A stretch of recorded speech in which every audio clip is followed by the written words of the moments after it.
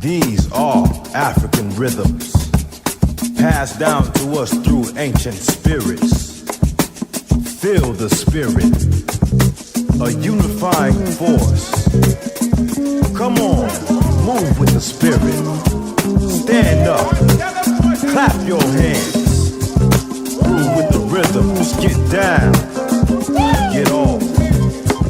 Welcome to Africa World Now Project. I'm your host and producer, James Pope. Today, part 1 on the radical praxis of Hajj Malik El Shabazz with the Kenyan Organic Intellectuals Network. Africa World Now Project is next.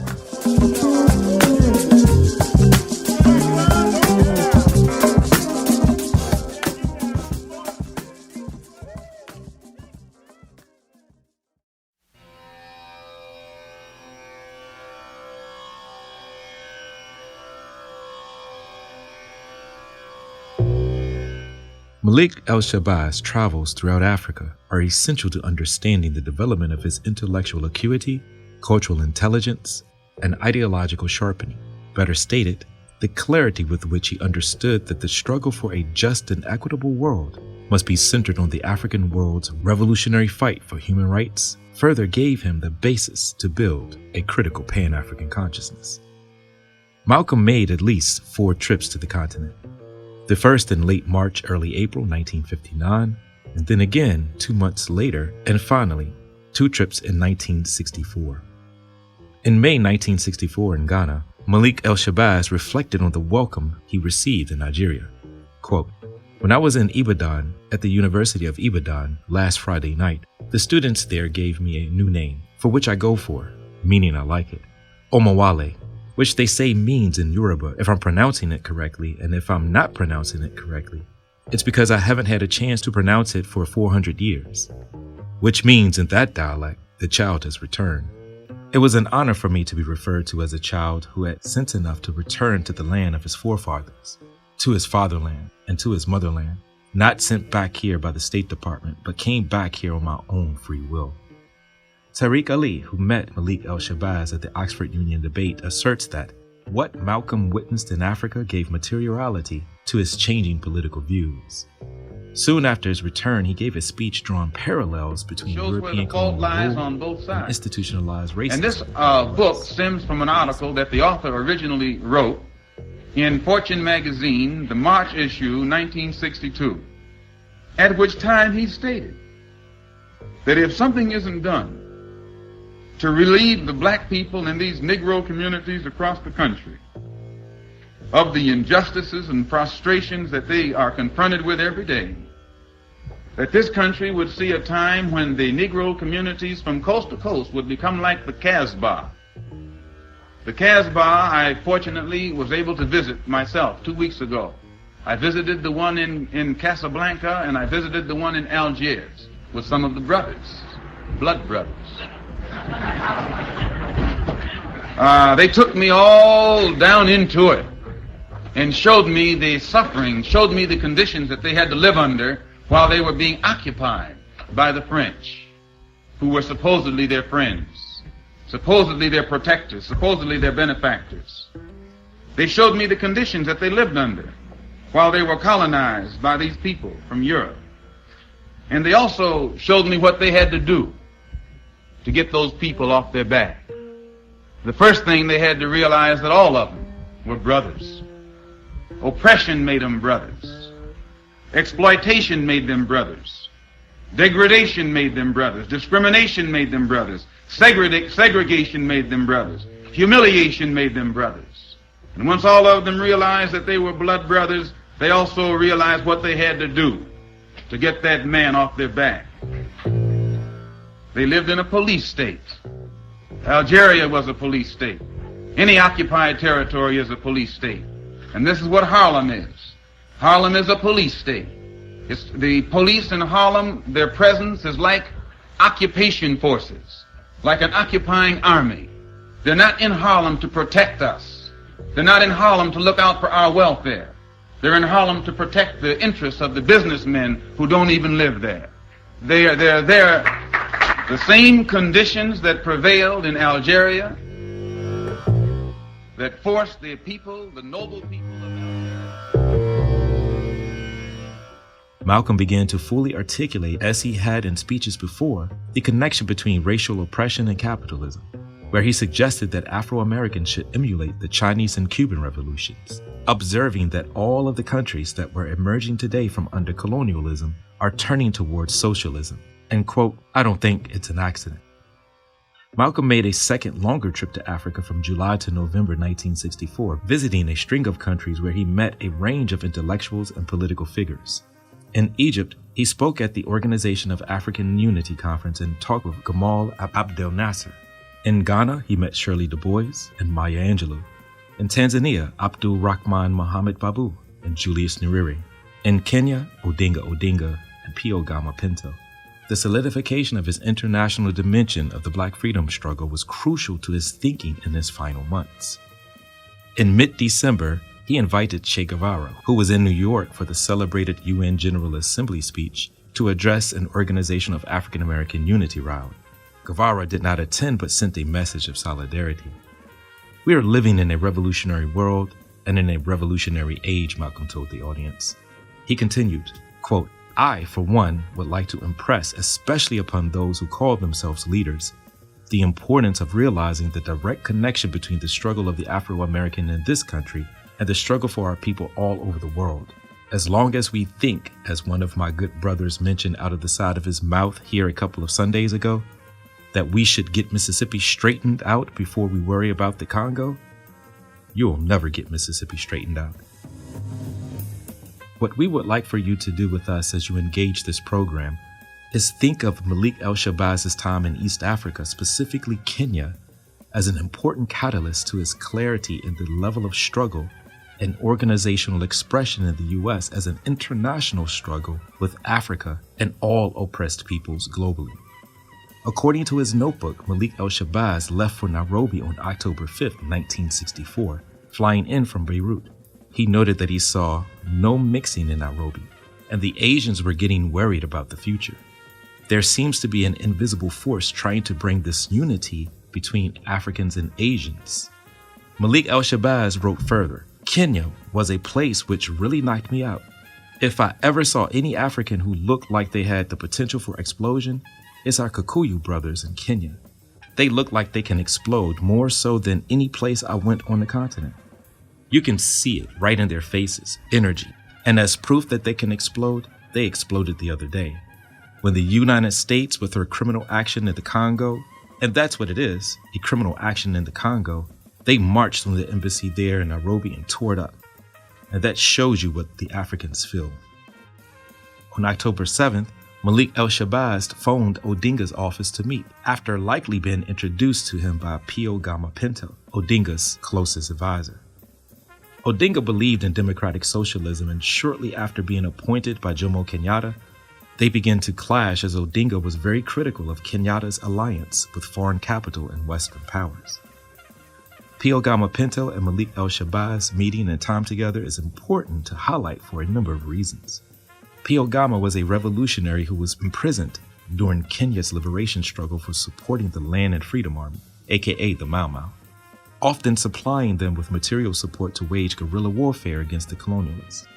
Pio Gama was assassinated 3 days after Malik El Shabazz for his involvement with those beginning to fight against what was described as Kenyatta and his clique of rightists, close to the neo-colonialists.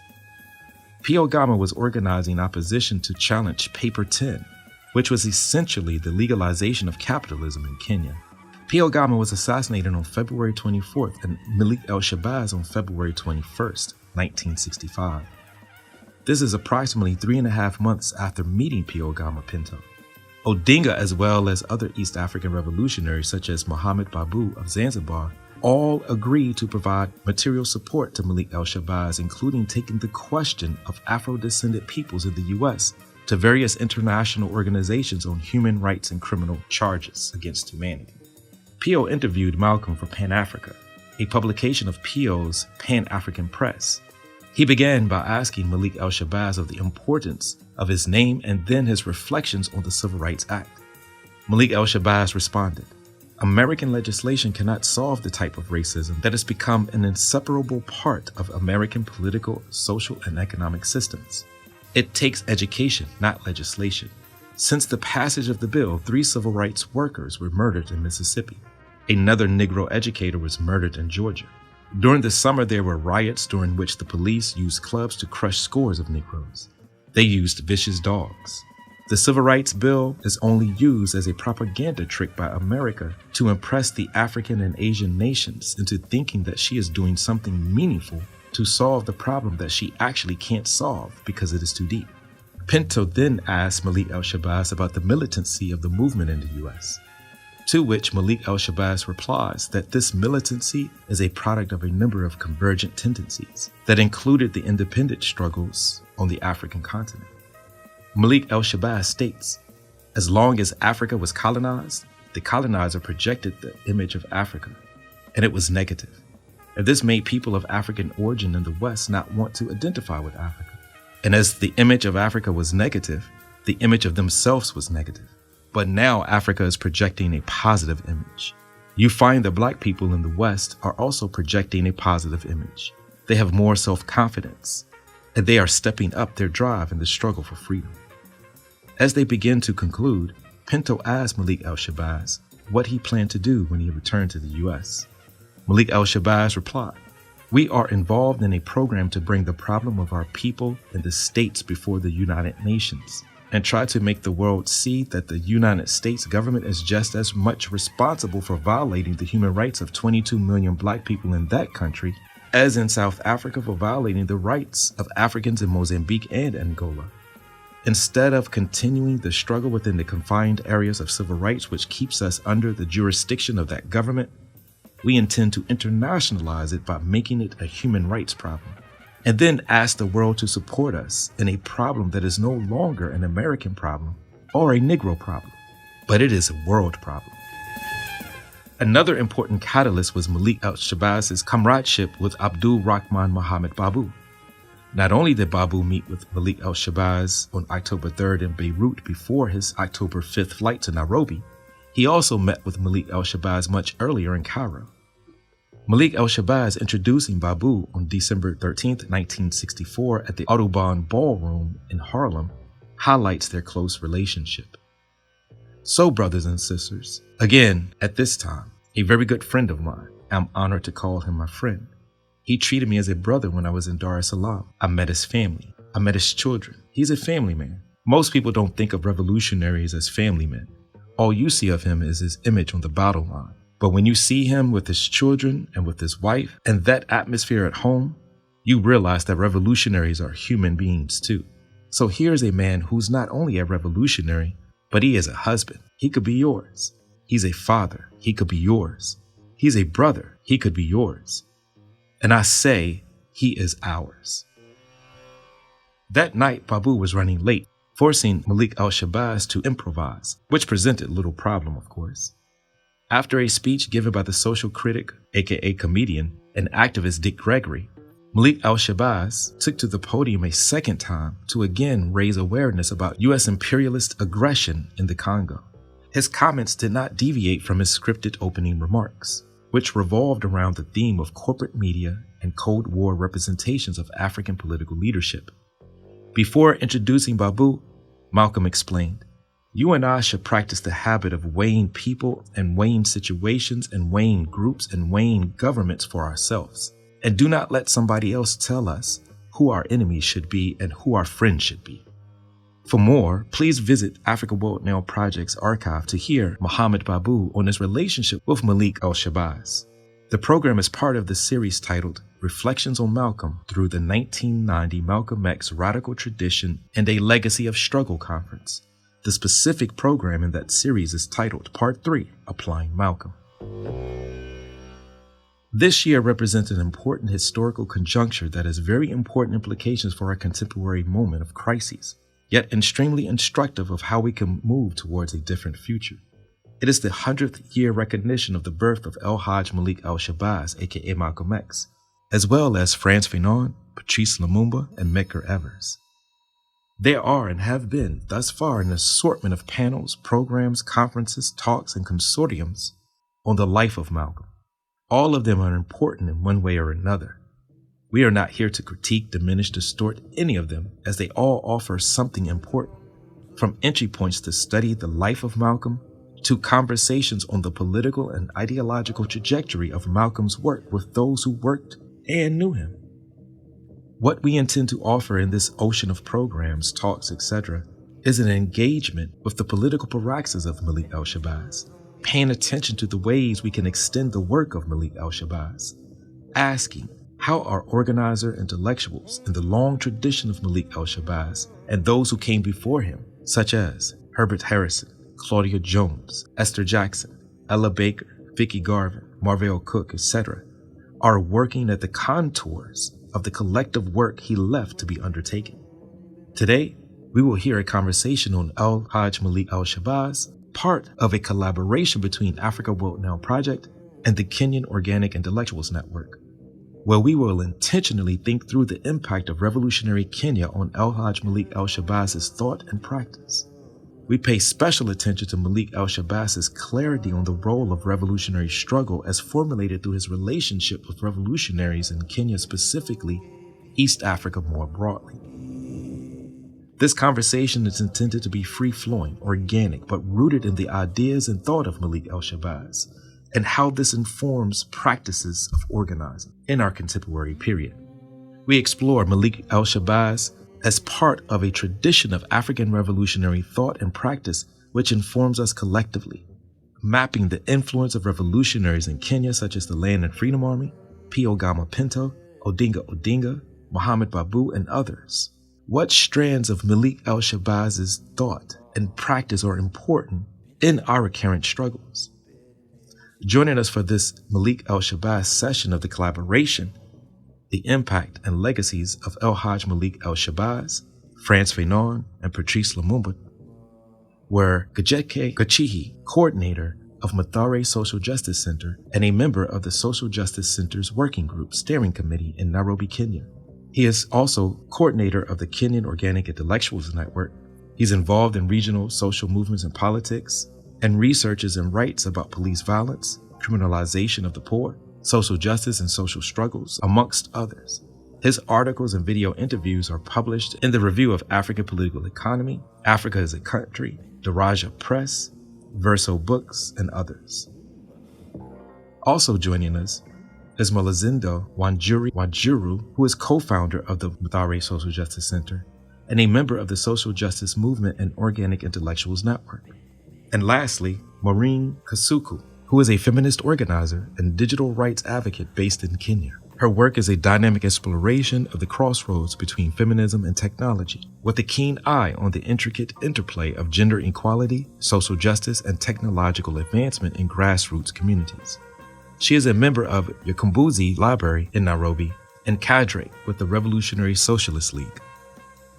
Our show was produced today in solidarity with the Native, Indigenous, African, and Afro-descendant communities at Standing Rock, Venezuela, Corporation Jackson in Jackson, Mississippi, Brazil, the Avalon Village in Detroit, Colombia, Kenya, Palestine, South Africa, Ghana, Haiti, and other places who are fighting for the protection of our land for the benefit of all peoples. Listen intently, think critically, act accordingly.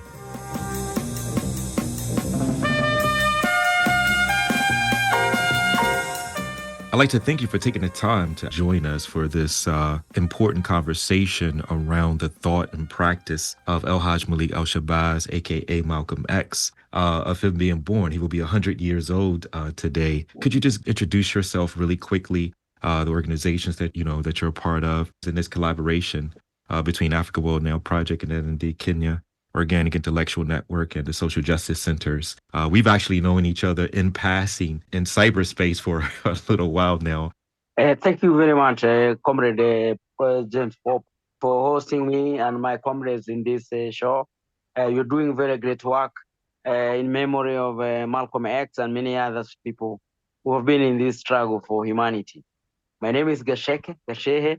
I'm a coordinator of Mathare Social Justice Center and also member of Organic Intellectual Networks based in Nairobi. Although myself, my childhood was in the rural area in the Rift Valley. And as you know about Kenya, we have been having this history of neo-colonial violence. We got displaced from that region in the Rift Valley. Then I came to Nairobi. As a young man, that's how my consciousness was shaped up by a history of police brutality, doing car washing. And this shaped me to the social justice activist that we helped to found Madare Social Justice Center as a part of reclaiming our humanity and continuing with the struggle that was for Kenya Land and Freedom Army, which is linked also with Malcolm X. As you know, Malcolm X said, we need Mau Mau in Harlem. And that's why this show is very inspiring for me, and the work you have done. And I'm sure that I have listened more about the interview that you have done about Malcolm X and your intellectual work that connect also with our work of Organic Intellectual Network and holding this series and trying to reconnect again.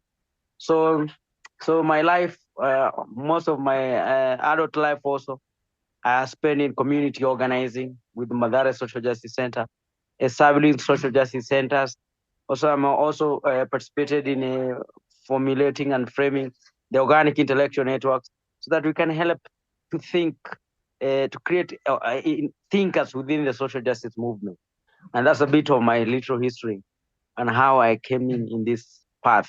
I know, and that's very important because when you talk about the organic intellectual network, this is also part of a tradition of Malcolm himself being able to utilize education not through the institutional means, but a decolonial, radical, revolutionary instance, right? So there's the continuities are great, and not only that, you know, El Hajj Malik Shabazz was in East Africa, specifically Nairobi, as you mentioned, very, very influenced by P.O. Gama, the Land of Freedom Army. I mean, there was a number of connections that I will hope that, you know, we'll talk about, and other comrades will join us as we're kind of having this conversation. Could you talk a little bit about the importance of the Land and Freedom Army in the struggle in Kenya, in Kenyan history, particularly as it informed you, but also Malcolm himself? Talk about the Land and Freedom Army. By the way, people misterm it, or the British, they use the colonial descriptor of Mau Mau, right? Mau Mau, yeah. Yeah. So could you talk a little bit more about, you know, the importance of land and the Land and Freedom Army, and why do you think that will be very influential for Al Hajj Malik El Shabazz? First, very, very, very important. You know, Kenya was a former British colony. We are based in East Africa. We have a border Tanzania. We border Uganda, which was a British protectorate. On our side, we have Somalia, you know, the crisis of Al-Shabaab and fascist violence shaping up there. On the north, you have Ethiopia. But Kenya was a British colony. And that's how we got colonized in early in the formative year of 19th century, when a British colonial settlement, or the British gave their soldiers of Second World War and a First World War land to settle here in Kenya.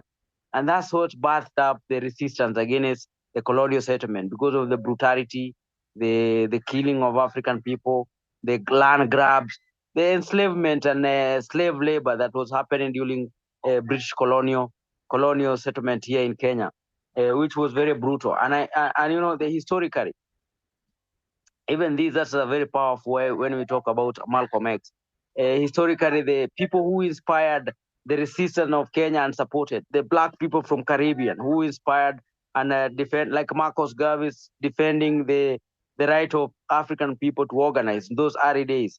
So the nationalist movement in Kenya started in 1922, coming all the way in 1945, after Second World War, when our soldiers were taken to fight the Second World War.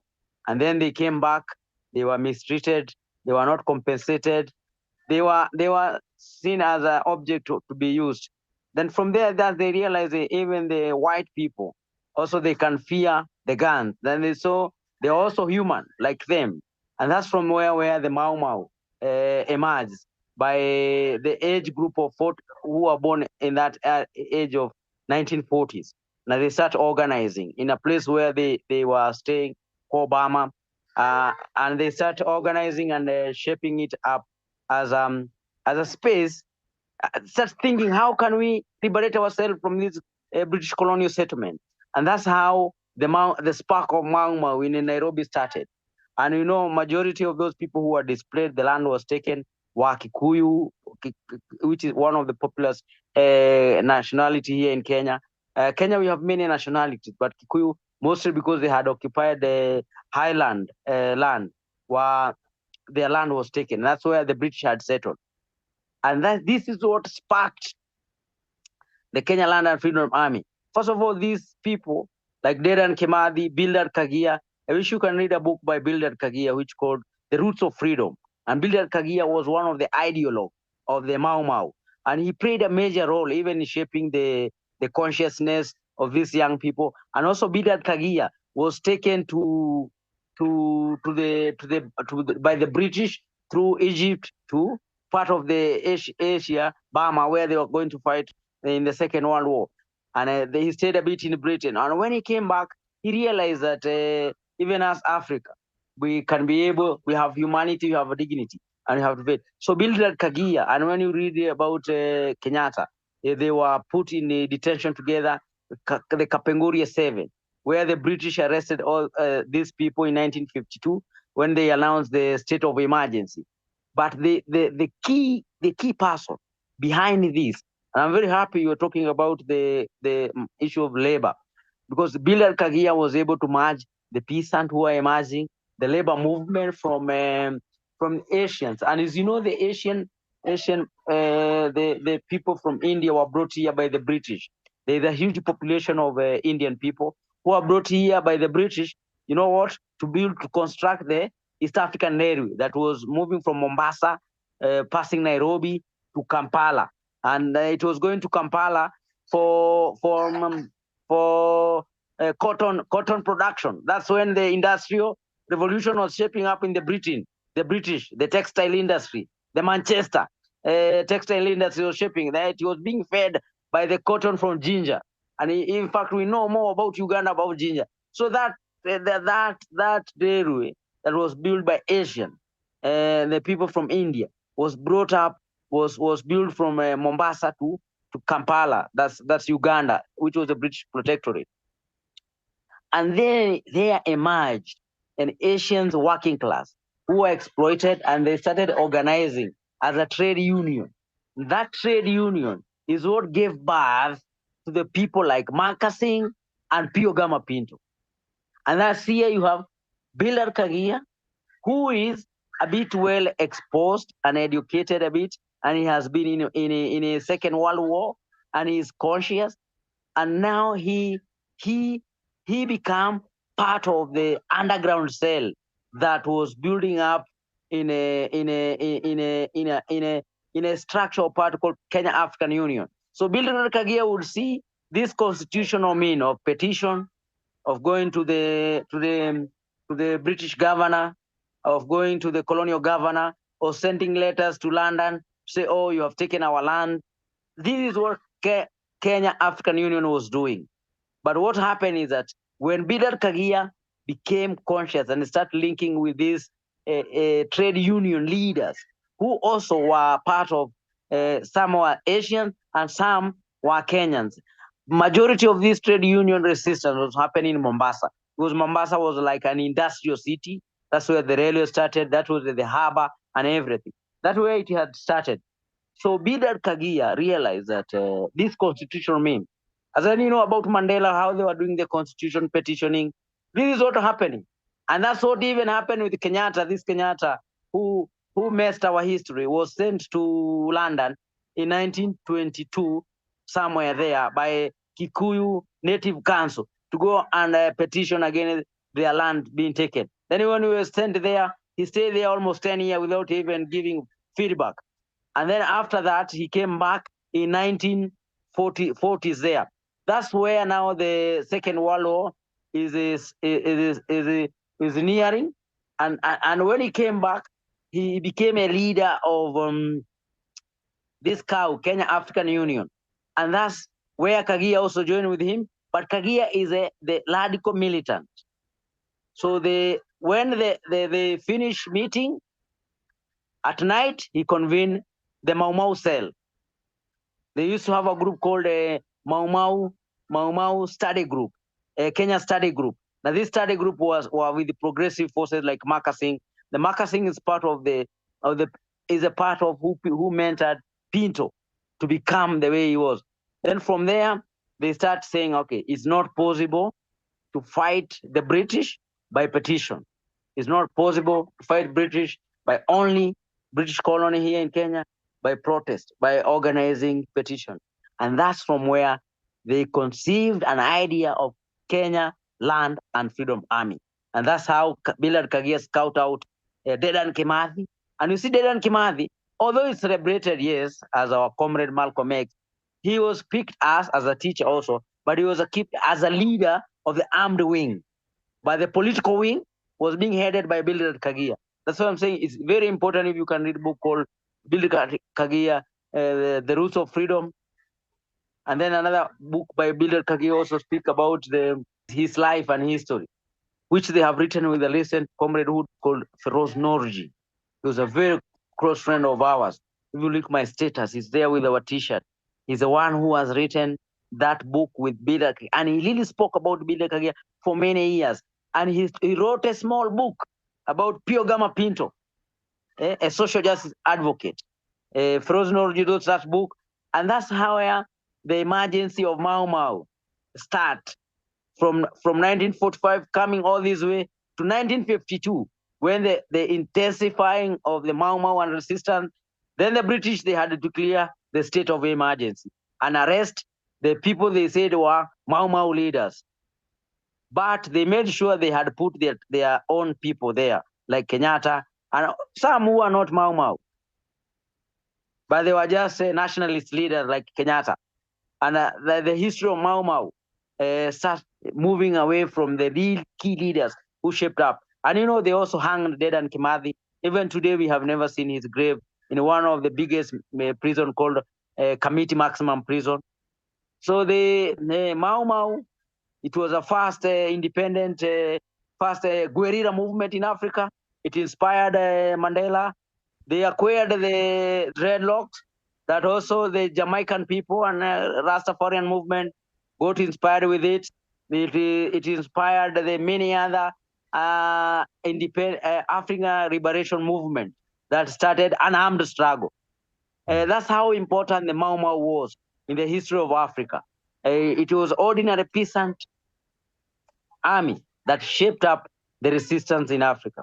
One of the things that I often find the connection with, or the comparison, is the Maroons who came to the Americas as a guerrilla movement itself. Could you talk a little bit more about how the Land and Freedom Army inspires or is a framework in the work that is being done in some of your comrades and folk who are engaged in social justice work today? Because this is important, because this is the environment that Malcolm actually experiences when he comes to Nairobi. So this groundwork is being laid. Malcolm is there. He's interacting with Pio Gama Pinto, Odinga. He's also meeting Muhammad Babu, who's part of African liberation movements in East Africa, of course, in Zanzibar. This is the environment. Talk a little bit about because I think it's important, and I think listeners will see kind of like those continuities and the clear continuities of a revolutionary Kenya, the Land and Freedom Army. When Malcolm starts talking about the importance of land, and then he starts to talk about, nation, he starts to talk about and develop this political, ideological. Why do you think, or how important is Pio Gama Pinto in the context of this? Because as you know, Pio Gama was killed, assassinated 4 days after Malcolm was assassinated as well. There's a connection there. There is absolutely a connection, because when Malcolm comes back from his visit, after visiting Pio Gama Babu, his trajectory has changed. His ideological and political stance has changed. So I think that important. Talk a little bit more about Pio Gama Pinto, the Land and Freedom Army, how it influences the work, how it influences your work or the work of your comrades, and also because this is what Malcolm is experiencing. I'm trying to make that particular connection there. Sorry for this long-winded question, so to speak, but could you talk a little bit more about the importance of Pio Gama in Kenya itself, and also why people can understand how he influenced Malcolm? That's very, very powerful, because It's a very historical path about Malcolm X, Pinto, Muhammad Babu, and also him linking up with the Odinga. As you know, after the Mau Mau, the Kenya Land and Freedom Army, they were in the city center. And after that, they left the city center after the house was bombed. They came to Mathare, the place that we have started, Mathare Social Justice Center. If you read the history of Mau Mau, the second headquarters was in Mathare, a place where Mathare Social Justice Movement has emerged from there. And that's why we pride ourselves with this history of Mau Mau and the heritage and legacy that he enjoyed. And even there is a bridge in Mathare that we name Piogama Pinto, because we say this is a place where Pinto would come and share and bring guns to Mau Mau. He used to supply guns to Mau Mau and many other Mau Mau units. So Pinto played a major role for that. And Pinto was detained. He was in detention as a Mau Mau cadre, and he spent many years before being released and also being restricted for him not to continue interacting with Mau Mau. And even after independence, Pinto was declared as a dangerous person, political person by the British. His meeting was being limited. So he became a very powerful ideologue for the movement. He also was working with Jaramogi Odinga, and that's why when Malcolm X also came here, he was able to meet Odinga, and he played a major role to create a path for political movement in Kenya. Just know even Pinto helped to form Lumumba Institute here in Kenya, to train cadres for Pan-African movement. And he just know the link between Pinto and Lumumba, and Pinto and Babu, because it's Pinto and Babu who helped Lumumba to travel to All African Conference in 1950. Was it 54? The 50, first one or the second? I think it was 58.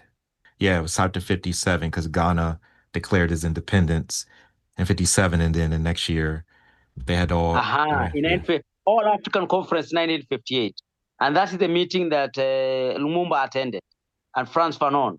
So this meeting was supported by who?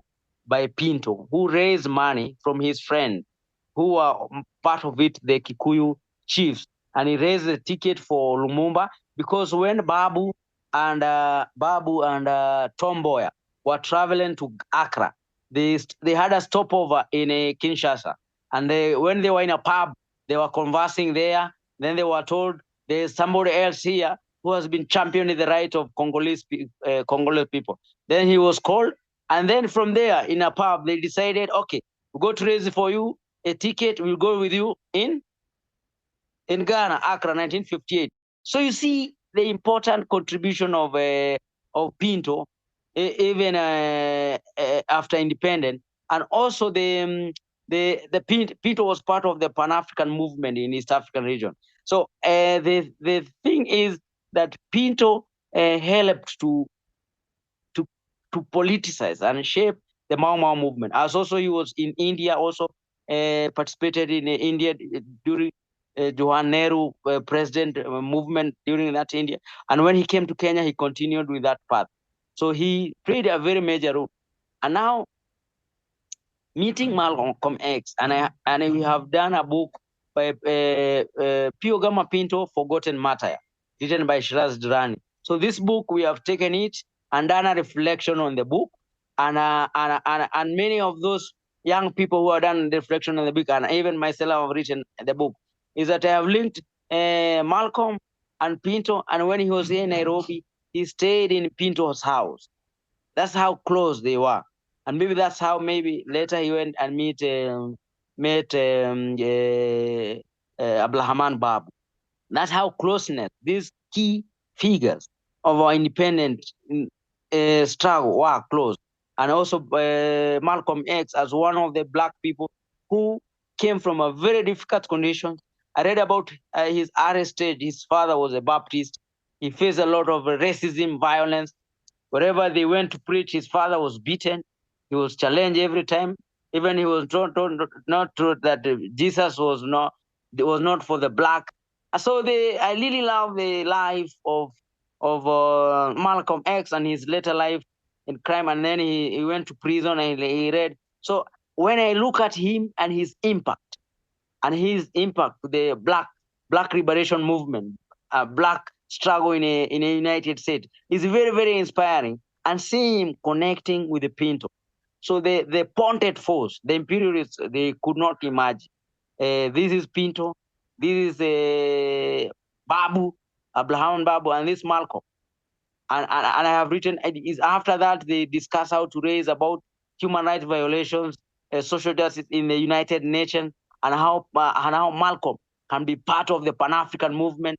And this was very, very, very, very critical. So you can see the history of the Pan-African struggle, the struggle of African people, going very, very, very back. Because when you read about Babu and Pinto, they go very, very back to the history of the Marcus Garvey, coming all the way from Walter Rodney and this the Walter Rodney and what he wrote about how Europe underdeveloped Africa and the resistance of the black people from the history of the slavery, linking it with the independence struggle. So you see, these meetings of these three people were so powerful, so connected, and that sent a lot of fear to the ruling elite that was emerging in Africa.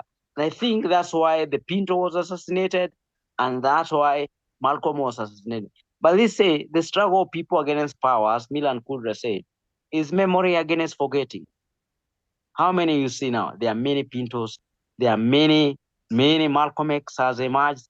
Many Ababu has emerged, and that's why we anchor our history and our memory of organic intellectuals in revisiting these ideas of Malcolm X, visiting these ideas of Pinto. That's why we have social justice movement. Although we can't despair, their memory gives us a lot of hope. And that's it. After many years, comrades have been discussing about Malcolm X, discussing about the history of Pan-Africa.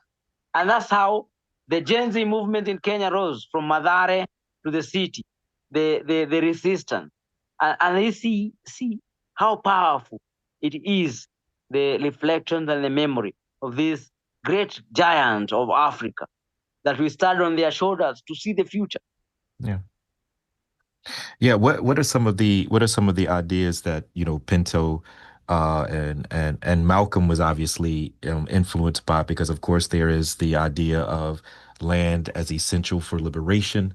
There is the organization of the masses, including and primarily the working class as well. So what are some of the inspirational concepts, or the concepts or ideas that these revolutionary leaders have provided that last till today, as you all are trained to kind of live in the tradition?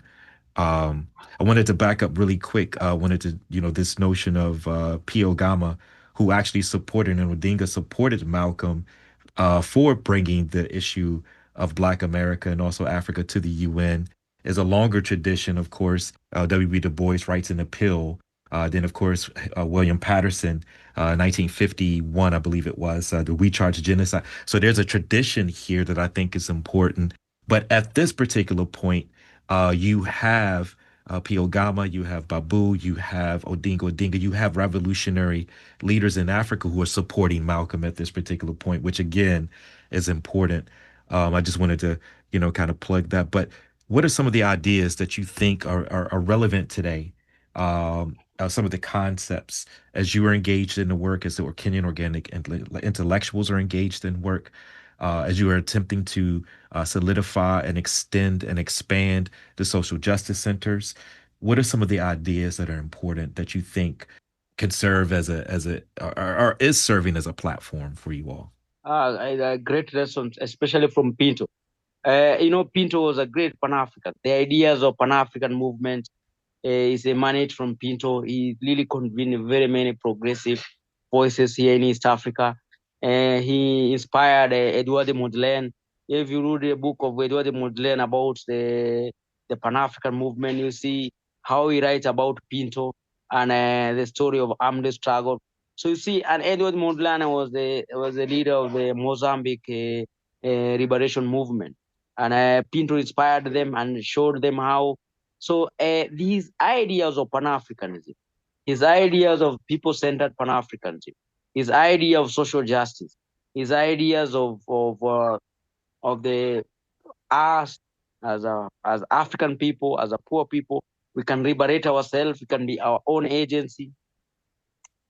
His orientation and socialist ideas continue to inspire us today, and that is what has sparked the social justice movement. And those ideas live with us. The humility of Pio Gama Pinto. When you read about his story, after coming from a prison, he had shoes. His fellow Mau Mau had no shoes. He removed his shoes and he gave to one of his colleagues who were detained together. His humility, love of the people, those ideas continue to resonate with us, and learning from him as a great martyr who sacrificed his life for cause of social justice and human rights. And also the Pan-African movement. He played a major role in building his burial was attended regionally and Africa by the leaders of Pan-African movement. So those ideas continue resonating with us, and that's what idea that continue inspiring the organic intellectual networks. We have written a small book called Reflection on Pinto, which have continued to inspire us and shape up our ideas in the movement of the social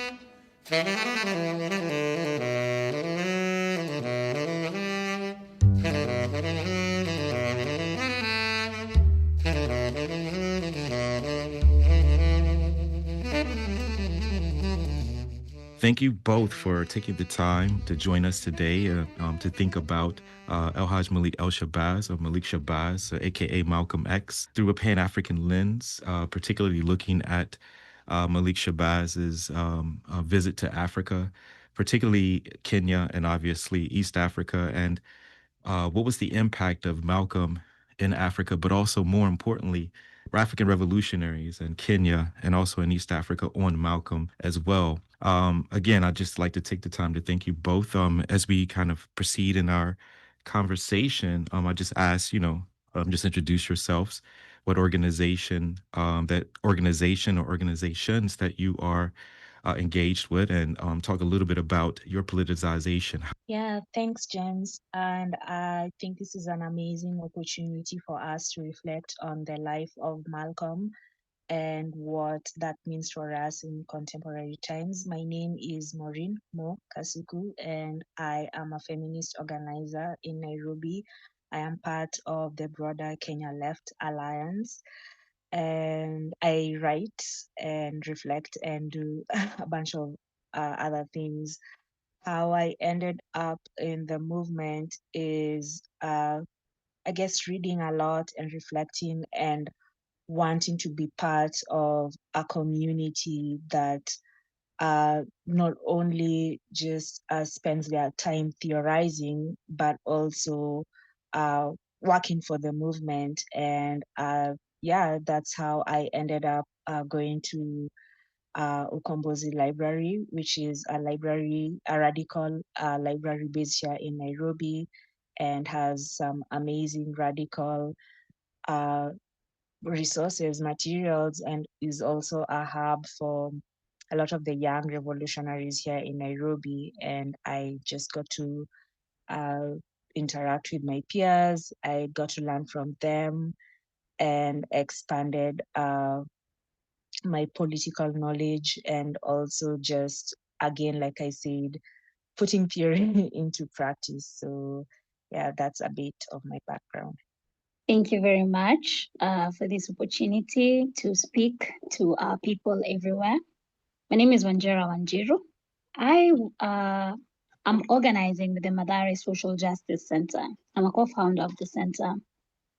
And I'm also part of the broader Kenya Left Alliance and the Organic Intellectuals Network in Kenya and the social justice movement at large. How did I become politicized? I was born into a poor neighborhood, the oldest slum in the country of Kenya. I was born in Mathare, and my lived realities growing up could inform that we are living in a struggle already, struggle for basic needs, for survival. And then at around 12 years old, my elder brother was killed by police. He was part of a movement that was seeking for land justice because after the Mau Mau were killed, people still did not have the land. So their children and grandchildren were asking about the land question. And that movement was infiltrated, and my brother was one of the casualties, also during the 2007-2008 post-election violence. And then after high school, I met human rights defenders who are now beginning to realize that they need to decentralize the struggle and center it in informal settlements like Mathare. So we started meeting about the extrajudicial killings that were happening in our community, in Mathare in particular, because there were so many and they had been normalized. And we felt like we had a duty to do something about it because everybody in our community had lost somebody to police killings. It was a friend, a brother, a son, a lover, a colleague. So we started documenting, and that is how the Mathare Social Justice Center came to be. And this model has also been duplicated in other informal settlements. So that is how I sort of became politicized. But there's one book that really did it for me, and Malcolm talks about it, that people don't realize how reading one book could change your life. That did happen to me. My colleague Gasheke gave me a book titled A Prison Notebook by Professor Maina Wakinyati. It is a notebook, it is a book that has documented our history post-independence. So when Kenya has gotten independence, we got Jomo Kenyatta as president and Moi, dictator Moi, who ruled Kenya with an iron fist for 24 years. And the records of that book are extremely horrendous, extremely unbelievable, especially for me coming from school at that time. I had read our history to be very flowery and nice. You know, we fought for independence, got this self-rule. But actually reading the records of A Prison Notebook was such an eye-opener because it gave me a tip of the reality of what the world is like. It was no longer a pacification. It was a true record of the things that happened in neo-colonial Kenya. And that just plunged me into the struggle ever since. No, thank you for that. There are, Maureen, talked about this notion of theory and practice, and there are some clear, frameworks that Hajj Malik El Shabazz or Malcolm talks about, even in his speeches, but also in the work that he attempts to do, Pan-African work. And one of, obviously, those are the institutionalization, the attempt to institutionalize struggle, the role of knowledge, the role of producing knowledge about struggle, but also disseminating that to the masses. And then, of course, he talks about revolution. He talks about the land question. Maureen, you mentioned, this notion of theory and practice. How do you see that necessary continuity in theory and practice in the work of Malcolm, and how you're looking at that in the work that you are doing today? Right. So when Malcolm was speaking, I believe it was a message to the grassroots when he was talking about the Mau Mau, the Kenya Land and Freedom Army in Kenya, and he was speaking about connecting the struggle, right, to his comrades in the Nation of Islam back then. So say that like how do we connect the struggle and how again this reflects in our contemporary times? Is that what you're asking? So Malcolm being thousands and thousands miles away from Kenya and having this connection of transnationalism and understanding that liberation like it, the struggle for independence and the struggle for liberation isn't gonna be a walk in the park. And there was an interview where he was being asked, you speak a great deal of the Mau Mau. Don't you know that this group is a terrorist group inflicting all this pain on these white settlers? And he emphasized how it was important for the Mau Mau to take up arms, because why were they supposed to turn the other cheek and be docile in the face of unspeakable horrors?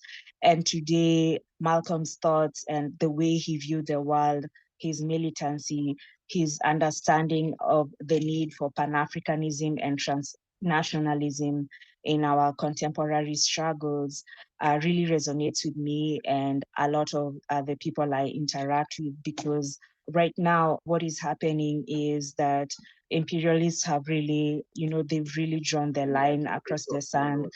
We are living in times where the empire is dying, and so they are coming after all supposedly Black revolutionaries. So as contemporary young revolutionaries today, what we can draw, the lessons we can draw from Malcolm, I guess, is transnationalism and Pan-Africanism. We share a struggle across the borders, across the oceans, and the enemy has remained the same since Malcolm's times to today. So we've got to work together as one people across the borders, across the ocean. So transnationalism, Pan-Africanism, internationalism is really big with me. And this notion of transnationalism is the foundational mechanism of Pan-Africanism. But also, how do we institutionalize that? I think there's a long history of Africans on the continent, but also communities outside of the diaspora attempting to do this, right? Attempting to do this at the Pan-African Congresses through the 1958 All African Peoples Conference held in Accra. But this notion, this idea of institutionalization becomes very important, right? Because again, as someone such as yourself who is becoming politicized on the realities of violence at a local level and at a community level, developing the institutions, the centers become very important. How do you see that as being an operative mechanism, a very important mechanism today? Again, I'm sitting, thousands of miles away on the East Coast. You all are on the eastern part of the African continent, obviously. So we're talking about this, but there's also the institutionalization of this. The material support becomes important because Maureen mentions this notion that Malcolm is this theory to practice. How do we take an idea and what it looks like on the ground becomes important? Talk a little bit about the work in developing the social justice centers. Yes, it is very important that we get to marry theory and practice. We inform ourselves through theory and we test it out in practice, which then keeps improving our practice. So the social justice centers are important in the sense that it is the communities that are marginalized themselves that begin to organize for their own emancipation. That is one. And then the different organizations, for example, we in Madare collaborating with our comrades in Kayole Community Justice Center, in Githurai Community Justice Center, and the other justice centers coming together to form a working group that then has an even broader advocacy for our collective, for the things that we are organizing against. For example, the extrajudicial killings that happen in every other informal settlements. We've been able to raise a collective voice against them through the annual protests that we have every year, the Sabasaba March for Our Lives, that began historically challenging the dictatorship of Moi, when Kenyans were coming to say we need a multi-party system. It was the first time they came out to challenge that dictatorship, and it became a historic day in the country. And then in 2018, as a young generation, we came up and said, we are going to challenge the systemic criminalization of young people together. And we picked Sabasaba as the day to all come out and express and shout. Malcolm says that he learned from early on that if you need something, you gotta have to raise your voice. So we learned to raise our voice together every 7th of July, which I think is what has galvanized the protest over time to what happened in the country in 2024, because 2018 came out, 2019, and every year we are coming out, we are seeing that things are actually not 100% improving, but we could see significant change, which is also a little bit problematic because we are organizing for an end to the brutality of the state. So if they were killing 100 people and they begin killing 50, it looks like we are making some progress, but they are still killing. So we're still not on the goal. And this happened again last year in the protest of the Gen Z when more than 60 young people were killed, meaning state killings is a reality here in Kenya, that it is an actual neo-colonial state, that we still have not gotten our freedom as a people. So organizing in the grassroots is important because we are able to not only have the human resource to have people come out to defend their rights and their cause, but we are also able to organize together. It gives us a lot of strength to know that we are not just one center, or it's not just only a few people from our community. It is these massive numbers of people who are against the continued systemic violations of our rights over and over again and over the years. Yeah. So we are also able to have to commemorate important days like the Pan-African Women's Day, like the Kimathi Day, like International Women's Day, able to come together and mark those calendars, do something about those events in our communities and even within the larger Kenya Left Alliance. Like this month, we have the Pan-African Women's Day coming up, which will be held at the Kenya National Theatre. Right, Kasuku? Yeah, it will be at the KNT, the big hall. Could you talk a little bit more about the education that is required? And Maureen, you can follow up. Or as we think about, the role of decolonization, the role of education, or decolonizing education, which is very, very important in the critical consciousness development of the masses of people. Both of you are obviously, you're engaged in a lot of those efforts with the Kenyan Organic Intellectual Network, Maureen with the library, which is also obviously connected to a lot of the work. What is the role of education, or decolonizing education, community-based education, I should say, in making sure that that human rights are protected, but also that a movement is being built and also can transcend this particular moment? Right. I think education has played a critical role, a very critical role in raising the consciousness of the cadres of our movement. We make conscious effort to self-educate within political cells. We have, for example, in Madari Social Justice Center, the Sankara cell, which meets every Saturday at 8 a.m. at the center, and they're going through a document called Community Organizing, Learning to be Better Community Organizers. We also have the Wangari Maathai cell. This education is to learn what really happened, to understand that this is a new colonial state, to understand what we are likely to meet, to understand the things that the previous movements did that did not work, so that we do not fall into that trap, to raise our consciousness, to make sure that we are creating the people's agency to defend themselves, understanding that no one is going to come from anywhere to change our lived conditions, that it has got to be ourselves.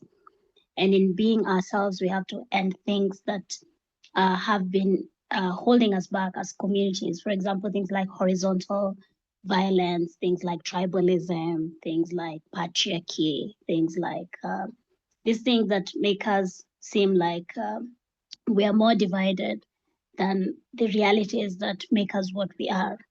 So understanding, breaking those traditional cultures that did not propel our society forward.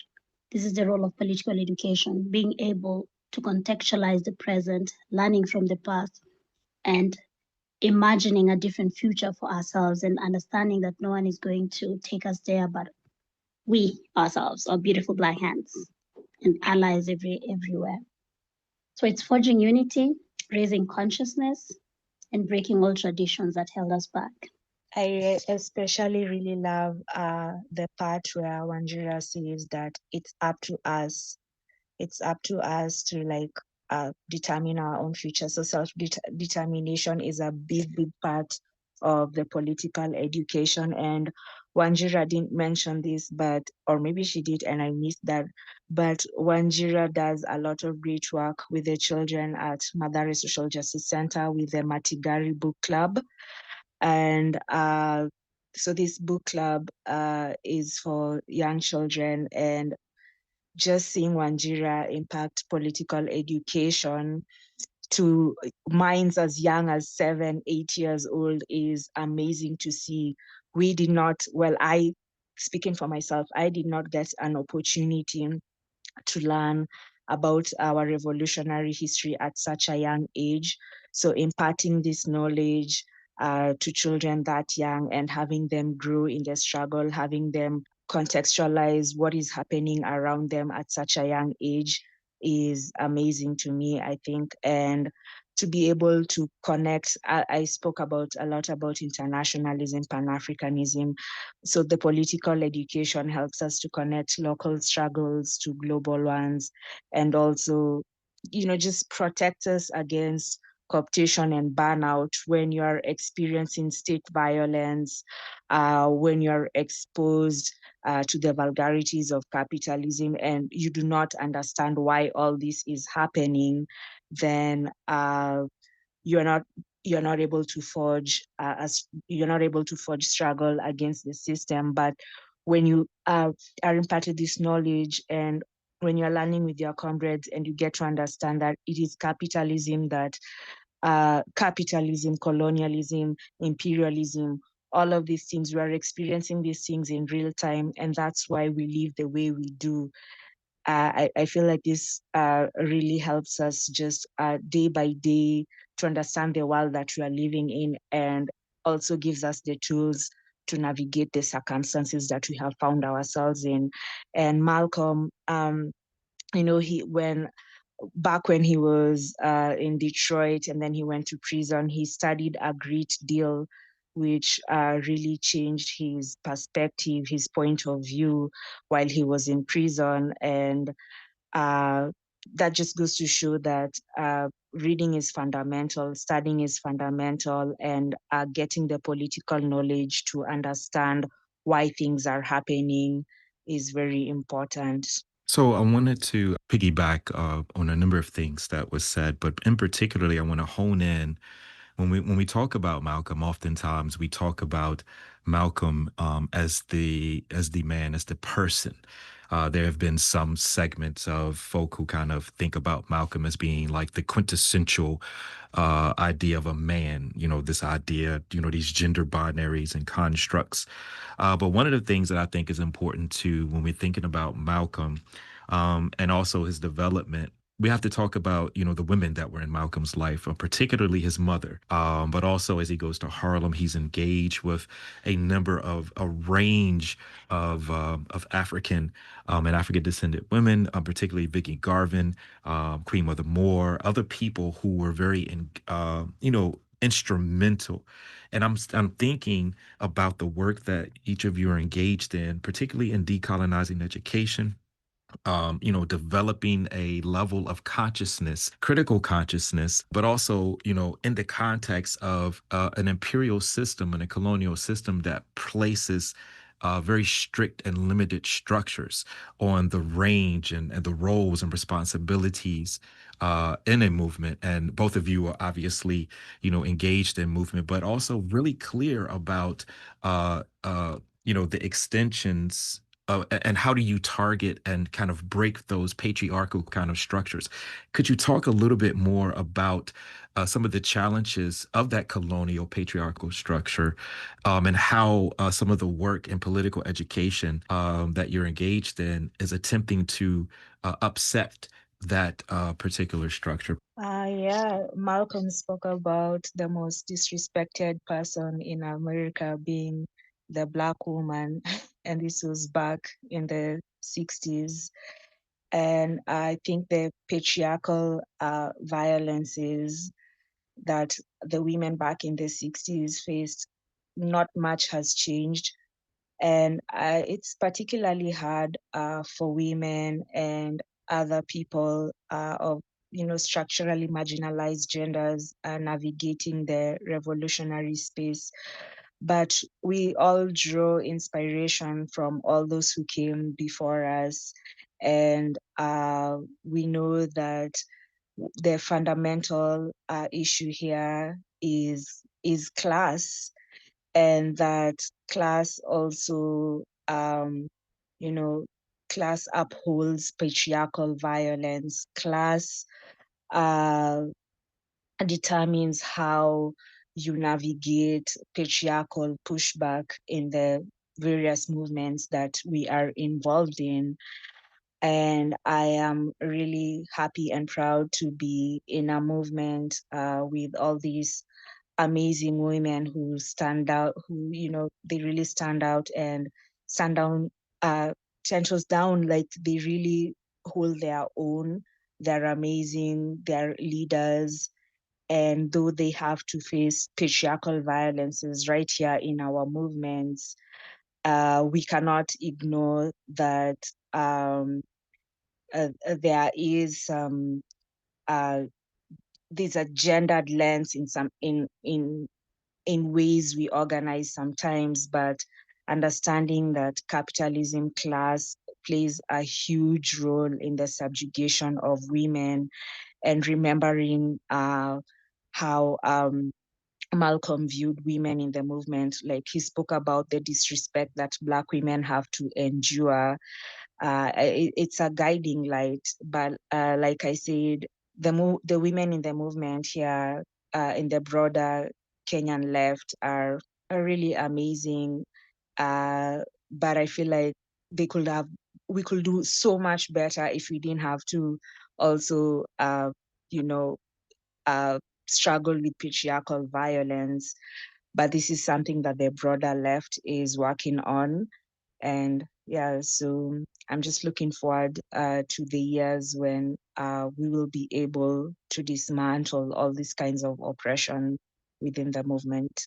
Yeah, completely agree with Maureen. But until it was Malcolm who said that until the Black man learns to respect the Black woman, we are not going to make any progress in our advancement. Also, Sankara said that we're not going to have any true revolution if our women are not liberated. So it's been difficult having to fight this other struggle against capitalism and still fight against patriarchy, because we are still shedding off the patriarchy. It is not 100% gone. It is still very much present in our society, and therefore manifest even in our organizing, because it is still the men in our society that we organize with. Even though I can say there are some deliberate efforts to try and shed it off, but it is not 100% shed off. So there's still a lot of work that needs to be done in there. I think they should all become students of Malcolm. I think he was very clear on the importance of the Black woman in our struggle, the role of the Black woman in our struggle. And we are also still educating ourselves on the great women who have been there before us, so we can take on after them. But I think Maureen has captured it quite perfectly. I'm thinking also, particularly if we're looking to history and we're looking, for frameworks to address some of the colonial structures that, of course, colonialism is an appendage of capitalist logic. I'm thinking specifically, could you talk a little bit more about the history, particularly of the Land and Freedom Army and the role of women, in making sure that that movement was successful? And what are some lessons, or some revolutionary women in Kenya that have inspired you both? Maureen, do you want to go first, or should I go first? You probably should go first, and then it will go with Maureen. Yeah, let me go first. The Kenya Land and Freedom Army, the women were absolutely amazing because they were also fighters. They did not just cook or ensure there was food.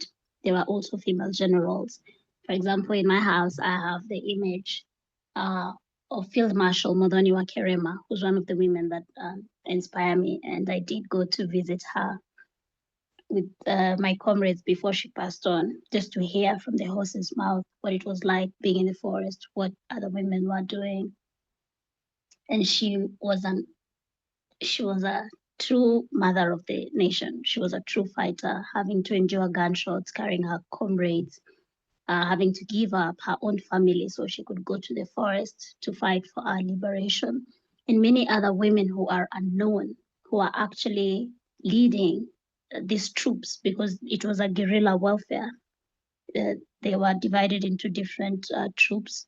They had structures of leadership, and most of these were led by women and also men, and they had different roles.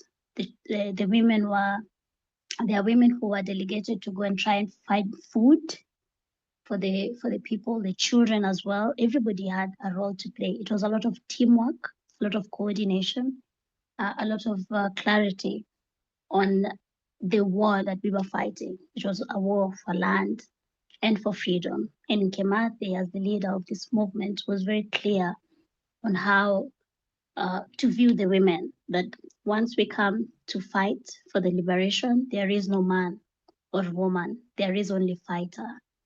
And this is something Malcolm also says, that you do not have a man to fight for freedom. You only have to be a decent human being who's intelligent, who can see that this is oppression that has got to be fought. It does not matter my gender. So it is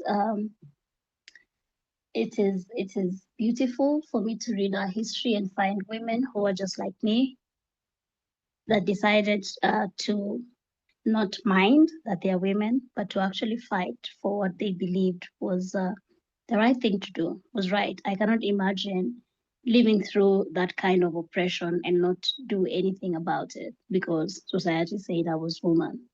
I think it would have been very difficult to just sit there. And I also find it very difficult sometimes to answer questions regarding to patriarchy. This is the first time I'm saying it because I have my own agency as a woman who's coming from an oppressed society.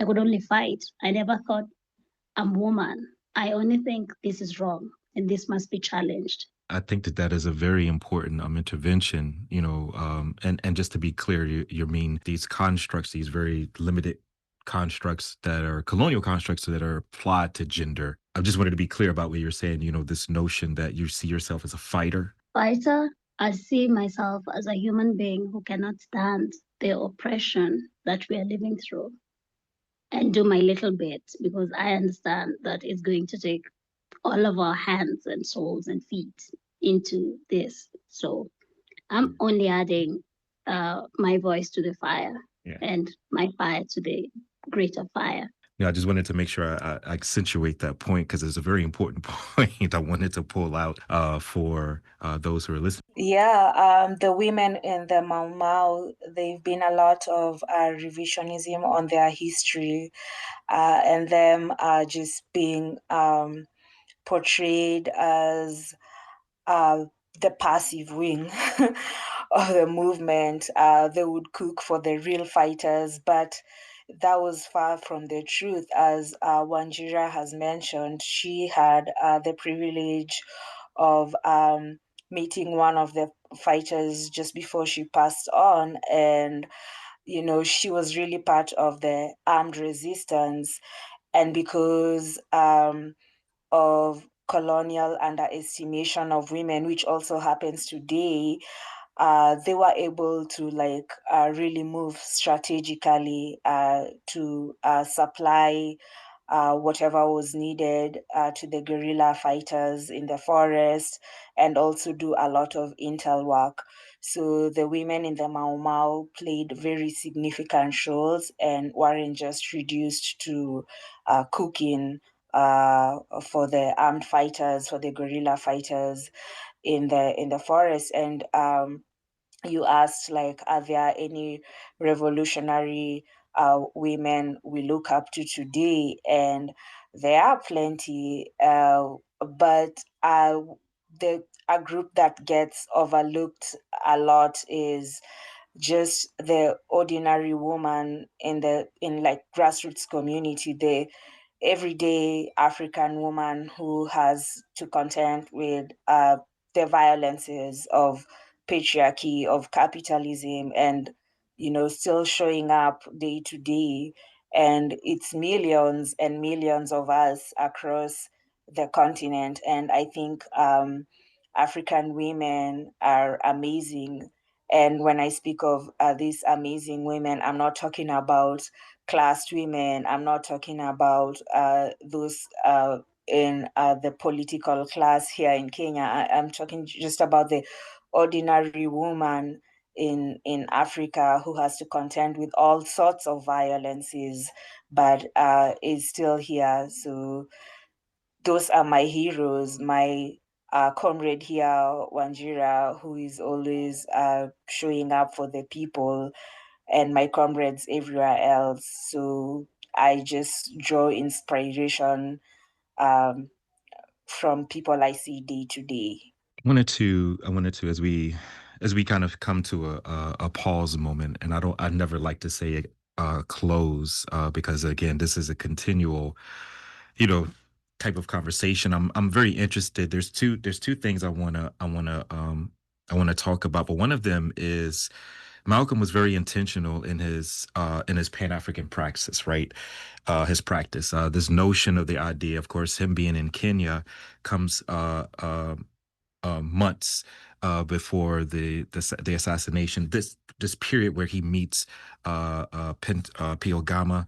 Of course, he meets Babu Odinga. Of course, he talks about the Mau Mau. I'm very interested because each of you are engaged in collective work. There are organizations and formations that you both are a part of that also overlap. Your comrades. You're working.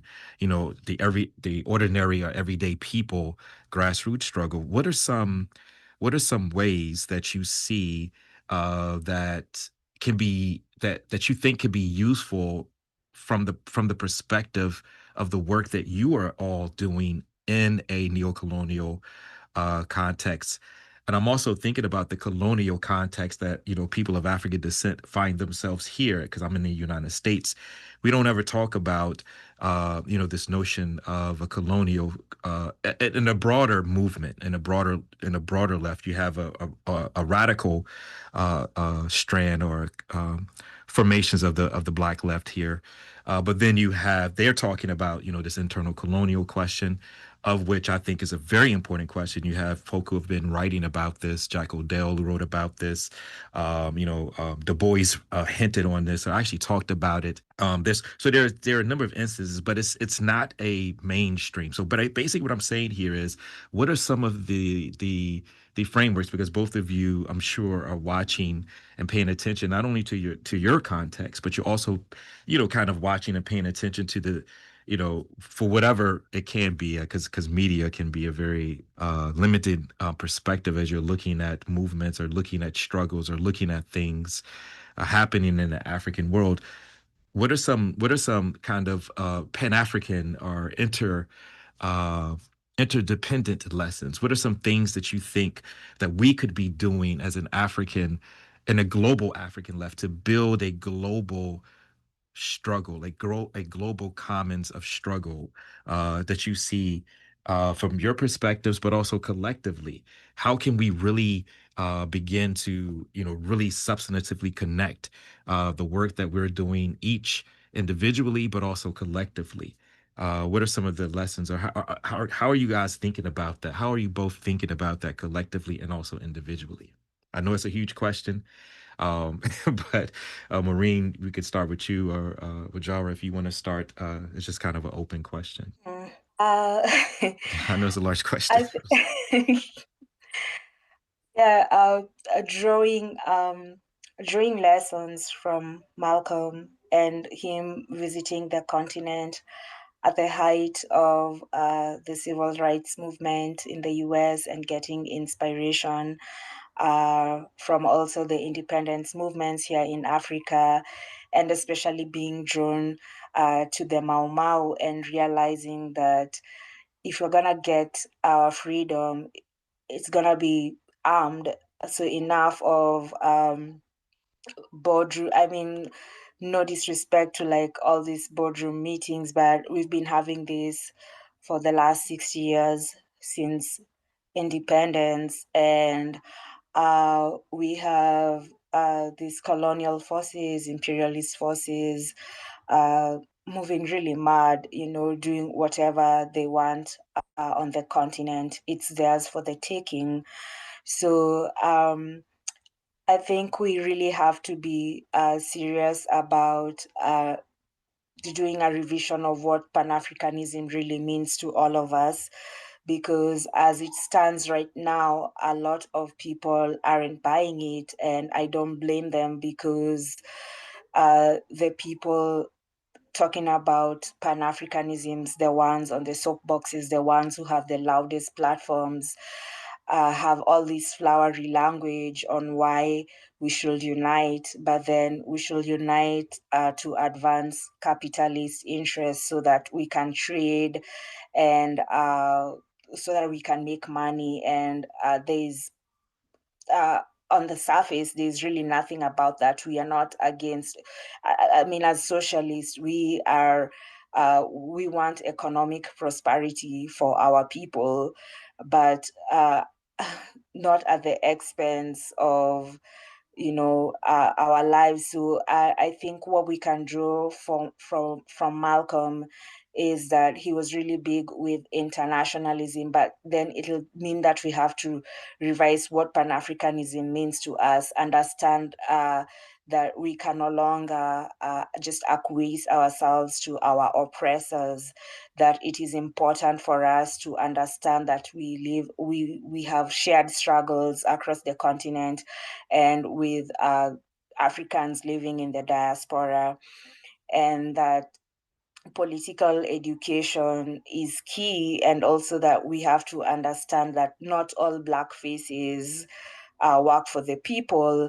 I am referencing this from a speech that was made by Ibrahim Traore just a few days ago, and I can't speak much to his politics, but him pointing out how the imperialists were determined to control the flow of resources in a country so far away.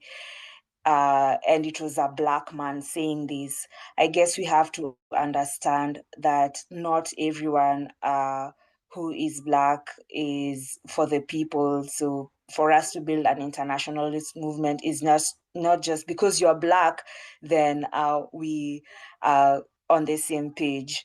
For us to first understand that not everyone who is Black is on the same page as us. So it means we have to do class analysis, we have to revise what Pan-Africanism means to us, and we have to understand what we are really up against, and that enough of boardroom deliberations, we need to get to work. Just like the Kenya Land and Freedom Army before us, they got to work. There were people meeting in Lancaster conferences before that, but the Kenya Land and Freedom Army understood that we need material change. We need to do what we need to do. So, yeah. Completely agree with my sister there. I think we need to begin organizing differently in terms of our Pan-Africanism. I think there's an advantage here that we are here in Africa, organizing at the grassroots. You are there in the heart of the empire that is crumbling. But what strength can we bring together? And I was having this conversation with one of my comrades, Seifu, the other day, and I was telling her, Seifu, I think we need to start organizing in a way that brings actual tangible change to our people. And what do I mean by this? I think it was Cabral who said that always remember that people are not fighting for the ideas in anyone's head. They're fighting to change their material conditions, to guarantee the future of their children, and to live in peace. Our fight as activists has mostly been an advocacy fight. We've been raising voices, we've been making noise about the killings, about the oppression, the lack of basic needs. And I think right now we need to advance and actually organize towards these basic social justice issues. For example, if we are able, and I'm letting my intrusive thoughts win in this comment, if we are able to bring our resources together and build alternative societies for ourselves, for example, the Kenyan left, if we're able to come together and build a hospital, for example, for ourselves, because our healthcare is shit under this current regime. There's this shisha that we cannot afford, literally. Every time somebody is sick, we have to open our WhatsApp group and fundraise there. And this is literally every time one of our comrades is in dire health condition, it's a fundraiser every single time. And I thought to myself, how about we come together, put our resources, and have a running hospital for ourselves, fully equipped. Doctors are paid. You just walk in, probably sustain it with a little something per month, like our own healthcare. And same to education. Teach our people what we want them to be taught already right now. If it's history that is crooked, change that to history that is right and the truth, and that liberates and that tells them the truth about who they are, and all of those other things that are important in education for Black children. I think we need to advance our organizing towards real tangible change for our people. We need to move beyond having these discussions, and I know that there are people who still need to have these discussions, but if there are people who are able to start organizing towards actual change, I think we need to have that, because that is now people-centered Pan-Africanism that is moving away from state-centered Pan-Africanism, the kind that Ruto shows when he says Kenya is being in solidarity with Haiti by sending our soldiers to go and die there or fight the imperialist wars. And also standing in solidarity with our brother Ibrahim Traore, who's doing an amazing job in Burkina Faso and with the other countries as well, Mali, coming together, forming that Pan-African unity. It's so inspiring for us here in Kenya, seeing that these ideas, these thoughts that we have are actually being brought to life. It's begun in West Africa, should spread like wildfire in the rest of the African states. So people-centered Pan-Africanism, and if we are able to organize towards actual tangible change for our people, then it becomes easier to even take political power for social justice. Appreciate both of you and thinking, because I mean, I'm thinking in the same context. There is, this notion of there's many podcasts now. There are many different, people kind of thinking about the issue. I'm also thinking about some historical continuities. Again, if we talk about history, it's very important to learn from history. What are the lessons? I'm thinking, again, this is the reason why I'm asked the question about the Land of Freedom Army. What are some lessons? And there's many more, obviously, that, we can talk about. But I'm also thinking about what is the role, because Maureen, you mentioned this notion, one of you mentioned the notion, I'm sorry, one of you mentioned the notion that, I am literally in the heart of the empire, literally not that far from Washington, D.C. Itself. Matter of fact, I'll be headed there shortly because I actually am going to be doing a talk in D.C. later tonight on Malcolm, on Pan-Africanism. And so I've been thinking about this notion, the idea of an alternative society. And I think your thought process is right on target. What are the material things that we're struggling for? And something that you mentioned about fundraising, it happens the same here. Not necessarily, on a scale that probably should be if we had a collective commons or a collective a platform. This is what Pan-Africanism is attempting to do, to build ideas towards the material benefits of our people. So this notion of the idea of alternative societies, building a hospital, it's a very simple notion, but the complexity comes into the way that people are thinking about what material benefits who.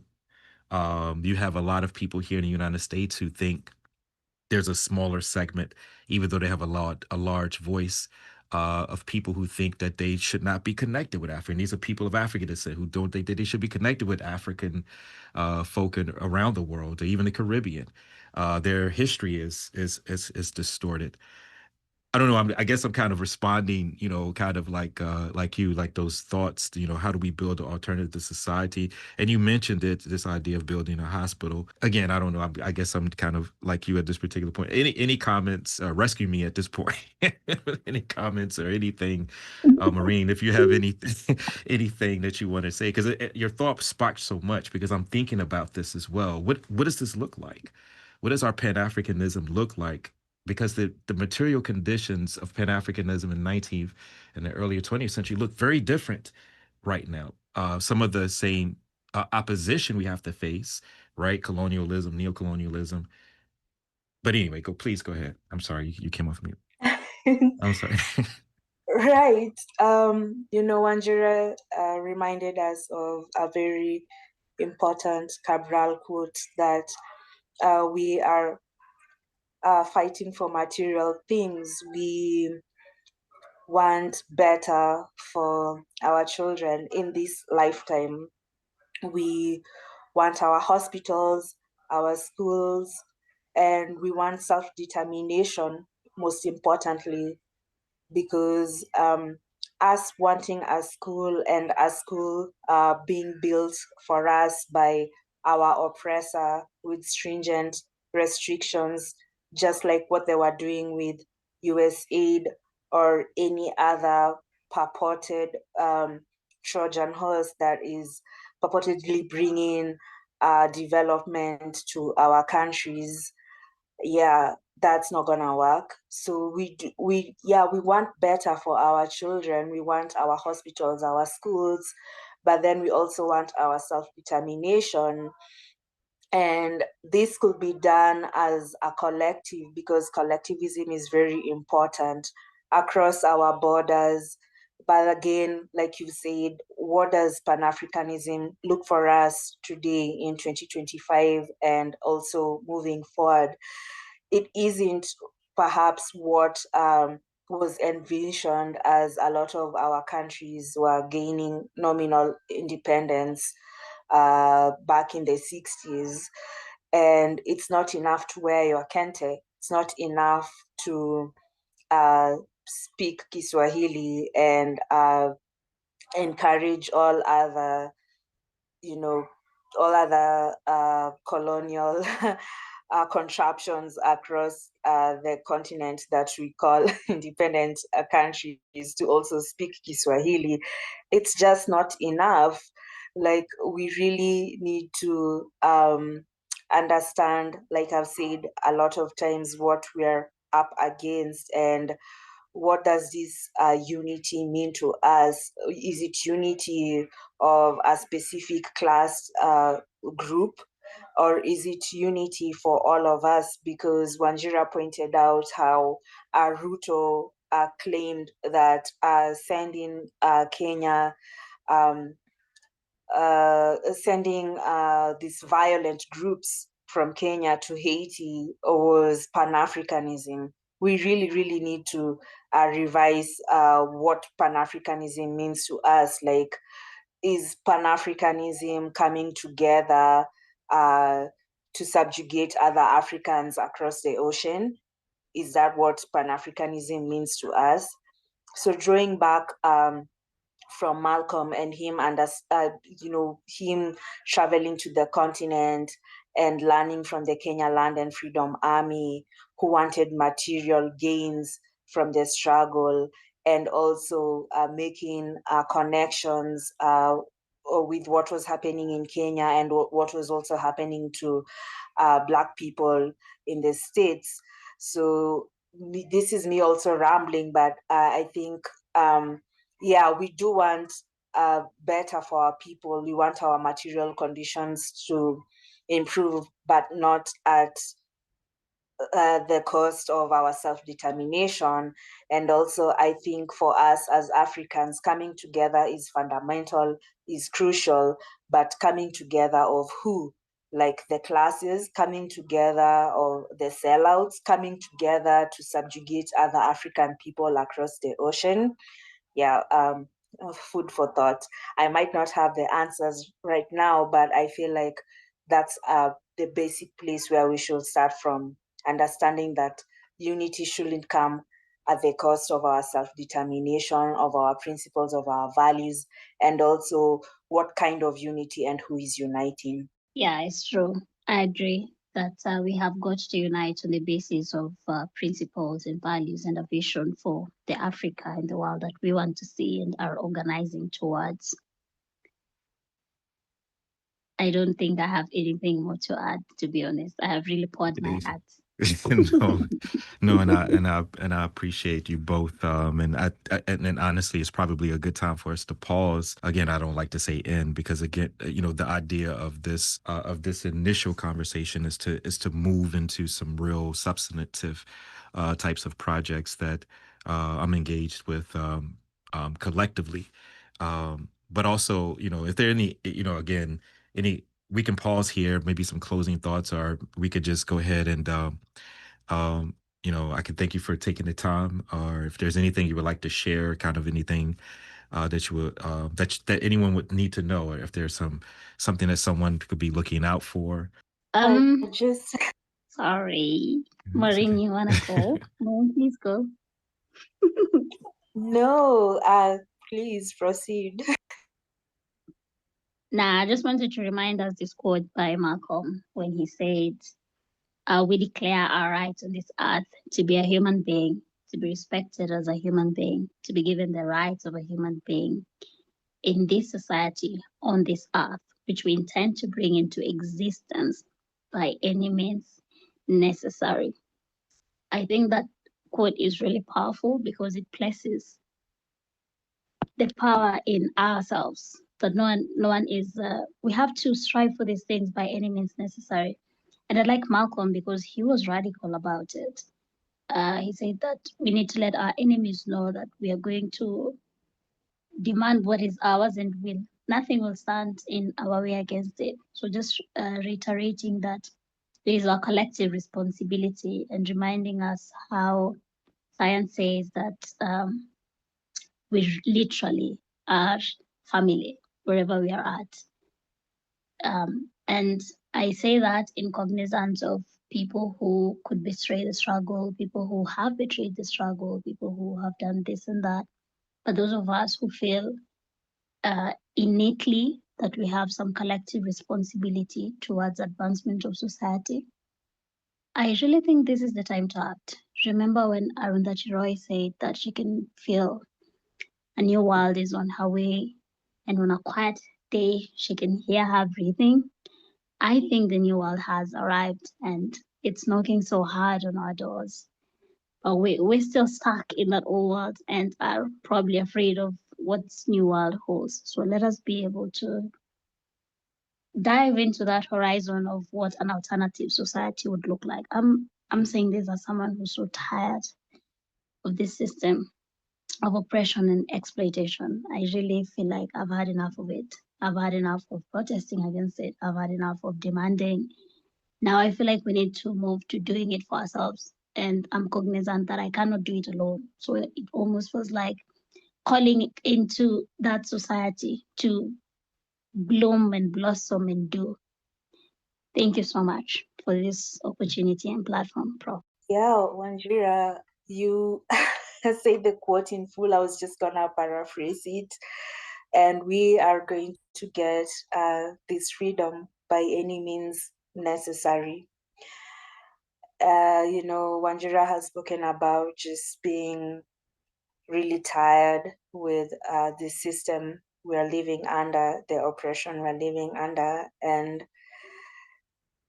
but this is not to say that we are burnt out or we are giving up. It's to say that we've had enough. And we are going to get this freedom by any means necessary and continue the legacy, because the trail was blazed for us. Like, we've been shown the way, we have the blueprint, so it's up to us now. I agree, and thank you both for taking the time to join us and just this robust conversation that I'm sure that those who listen will take a lot from, but also ignite them into seizing this moment. Again, thank you for taking the time to have this conversation that will eventually move into some substantive work. Thank you. All right. Thank you, everyone. Bye. Thank you. Liberians, Liberians, American, Africans, Afro-Americans, Sudanese, Lebanese, and Senegalese, all my Rwandese, Congolese, and Beninese, Bisu, Equatorial and New Guinean, Libyan, Ivorian, and Tunisian, all my North and East and all my South Africans, all my West and my Central Africans, all my Swazi, my Malagasy, my Bukinabe, my Siswati, every one of them is inside me. My Angola is my Mozambique, cause I'ma raise my voice so you know I'm speaking. It ain't by choice that I live it, I breathe it, I bleed it, I'm still here.